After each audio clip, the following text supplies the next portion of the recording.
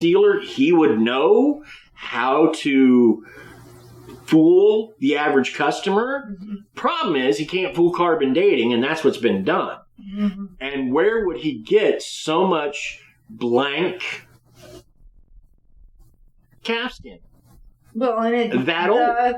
Calfskin is not the only thing that has been dated. The ink has been date tested. The pictures. The paints, yes. The paints, the different liniment? Not liniment, the... Pigment? No, the paper, the kinds of paper. Vellum. Vellum. Yes. The vellum. Or parchment. And parchment has all been tested, so... Yeah. So... I think that pretty well rules that out. Now, it has been suggested that some of the illustrations of the book are reminiscent of the Italian engineer Giovanni Fontana. And because Fontana's illustrations resemble the Voynich ones, and Fontana was familiar with cryptography, but he didn't use any script that was similar to the Voynich script.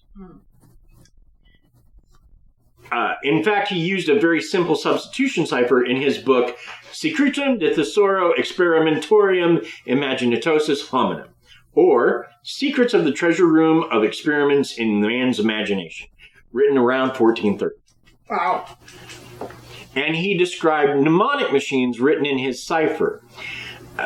So he's familiar, but there's just nothing else to suggest it other than the drawing styles are kind of the same. And they are kind of the same, but looking at them, they're not exactly the same. Fontana had a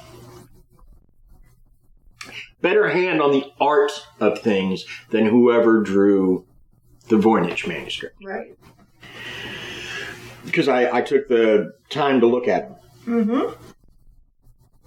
Now, sometime before 1921, Voynich was able to read a name faintly written at the foot of the manuscript's first page. Jacobi Tepenisi. And this is taken to be a reference to Jacob Horicki of Tepanek, also known by his Latin name, Jacobus Sinapius. He was a guy that Rudolph II had elevated to the nobility in 1607. He'd appointed him as his imperial distiller because, well, if you're king, you have to have someone making wine and other spirits for you. Of course. Why not? Now, but beyond that, he was also the curator of Rudolph's botanical gardens, as well as his personal physician. Mm. And most people think Jacobus owned the book prior to Baresh, and which would make sense with the link between. But we don't know that, and we certainly don't know that he had anything to do with the writing of it. And that has faded so much it can only be read with microscopes now. Wow. So.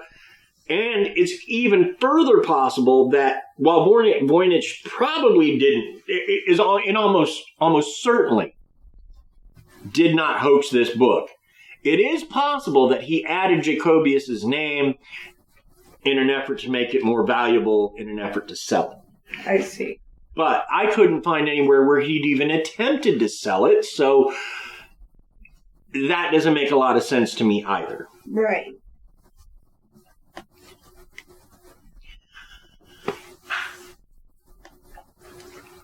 And as for...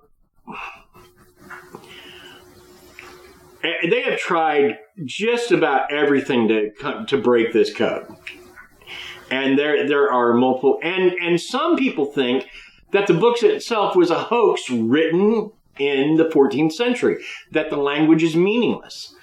That there is a what they call well, it's basically a sheet that you would lay over another piece of paper, and it's just got things cut out. Mm-hmm. And you would do like a substitution. And you could take this sheet, and instead of doing that, you could just create nonsense words. And the author wrote just complete nonsenses in this book, and then filled it with pictures. That's another theory. And it's probably the leading theory right now because 2 scientists have figured out how it would have worked if that's what was done. But I kind of feel like that's kind of BS because that's not where a science is supposed to start, is it? Well, if they'd wanted to do that, this is how they could have done it. Right. No, you have to go through the whole process and look for it. And, you gotta be a scientist and find out what you have to do in science class. Get good grades, kids. That's right. You tell them, Krysta. So, we talked about people have said they deciphered the book. We're going to talk about some of that. First person was William Romain Newbold. And that claim was made in 1921. His singular hypothesis held that the visible text is meaningless itself, but that each apparent letter is in fact constructed of a series of tiny markings discernible only under magnification. These markings were supposed to be based on ancient Greek shorthand, forming a second level of script that held the real content of the writing. Newbold claimed to have used this knowledge to work out entire paragraphs proving the authorship of Bacon and recording his use of the compound microscope 400 years before Van Leeuwenhoek. According to him, basically, Bacon wrote it, and it's this scholarly text, and it's got stuff on cells, stuff on planets, which would mean he had access to a telescope long before we knew they existed. So, Or maybe he was psychic. We don't know. Or maybe he was the first Nostradamus. Could be. Well, I'm not sure when Nostradamus is, so I don't know if that would be the case, but yeah. However, here's the thing. Yes. If you look at all these things that he supposedly deciphered, it's very... Okay. It's very picky and choosy, kind of. Like, 2 very similar things that most people would say are the exact same. He would say, no, this means that, and this means the other. I see. And because he was looking for an answer, and everything he picked played into the answer he was looking for. Gotcha. So, It's because it proves me right. He's got those preconceived notions going on. That's what I was looking for. Preconceived notion. It's like he had this preconceived notion of what he was going to find, and sure enough, that's what he found. And so his theory is generally disregarded at this point. In 1943, Joseph Martin Feely published Roger Bacon's cipher, The Right Key Found, in which he claimed that the book was a scientific diary written by Roger Bacon. Feely's method posited that the text was highly abbreviated medieval Latin written in a simple substitution cipher. Lionel C. Strong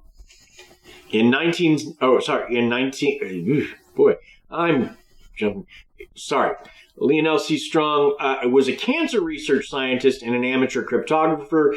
He believed the solution was a peculiar double system of arithmetical progression of multiple alphabets.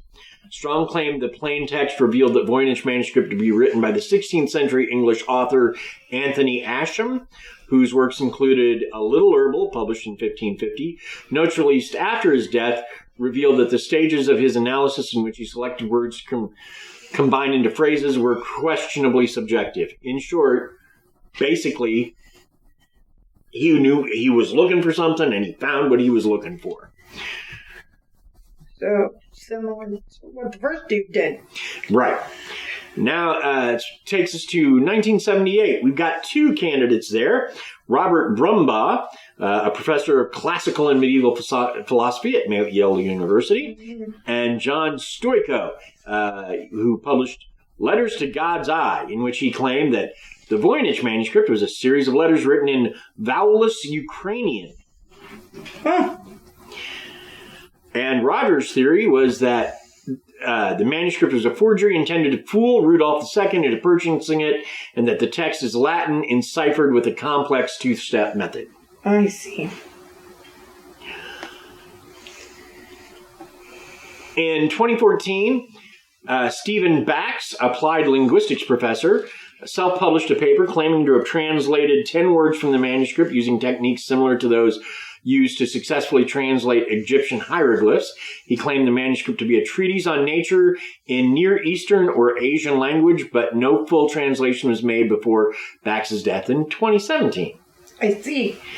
In September of 2017, television writer Nicholas Gibbs claimed to have decoded the manuscript as idiosyncratically abbreviated Latin. He declared the manuscript to be mostly plagiarized guide to women's health.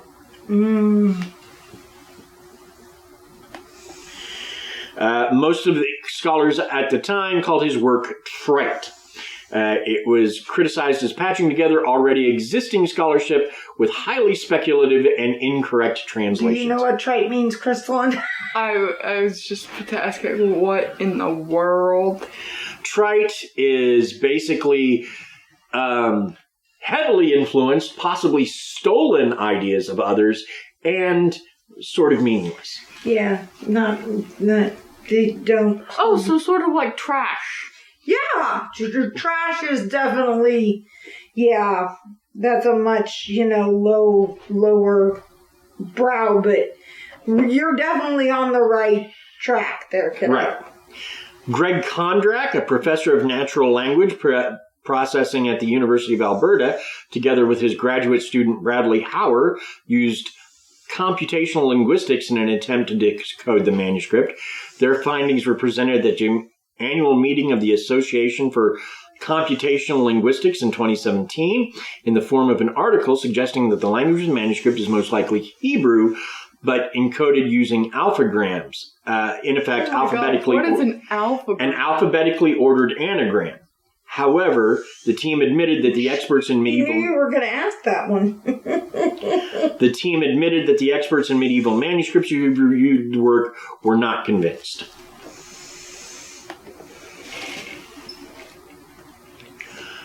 Then there's Ahmet Ardik, and I might be mispronouncing that.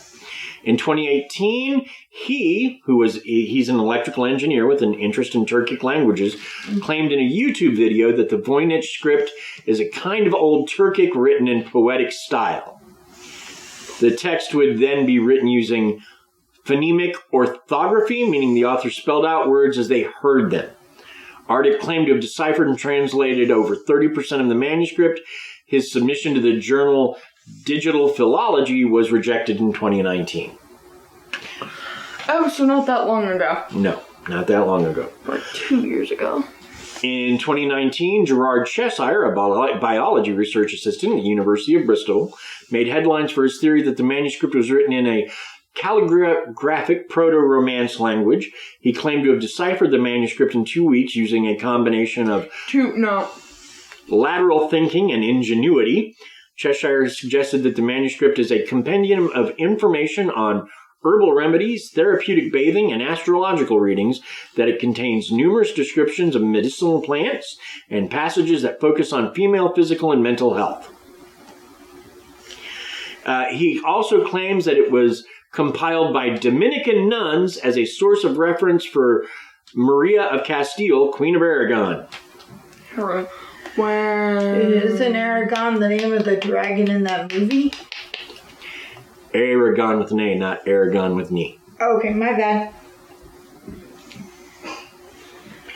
However, experts in medieval documents disputed this interpretation vigorously, with the executive director of the Medieval Academy of America, Lisa Fagan Davis, denouncing the paper as just more aspirational, circular, self-fulfilling nonsense.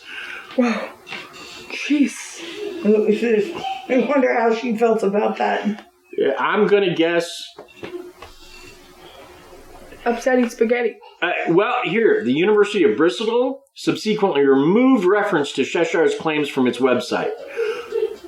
Well, I removed claims from him anyway because his name's Cheshire, and that's just going to stir up all kinds of stuff. So, and the book is like It's appeared since 1974. It's appeared in other books. It's appeared in